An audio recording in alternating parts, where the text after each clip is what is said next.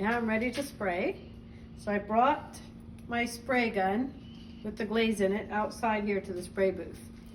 I brought a little wheel here so I can turn my piece as I spray.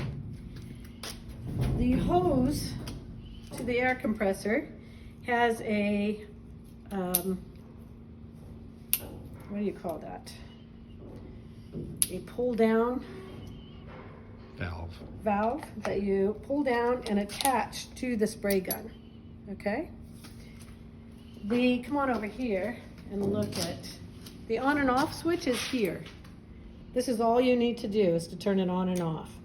If it doesn't work when you're using it, see me or Wink, the lab assistant. It could be that the compressor is not turned on. It needs to be turned on when you're using the spray gun. So I'm going to turn it on. It's going to get really loud. So I want to show you what to do before we turn it on. And that is, as you're spraying, turn your piece, rotate it around so you get a nice even coat. Typically, excuse me, this is a good way to apply a nice thin layer. If you want to build it up to a thicker layer, you just simply wait and then add another coat to it. It's very much like using a spray can of paint. Okay, so I'm going to turn it on now.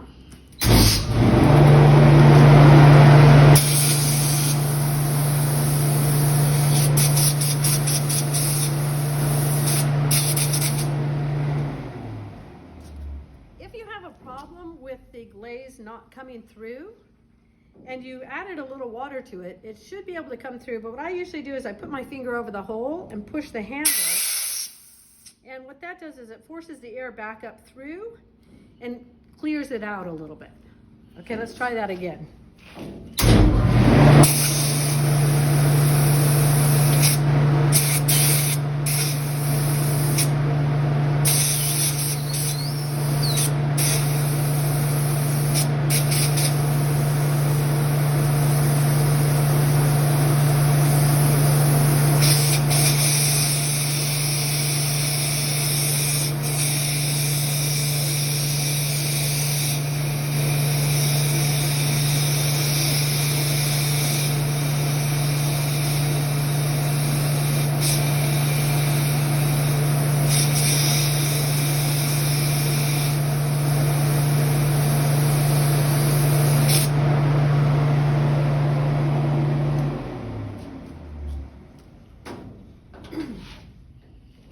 This is a little bit tricky to balance it up there, but you can always stop and put it up there.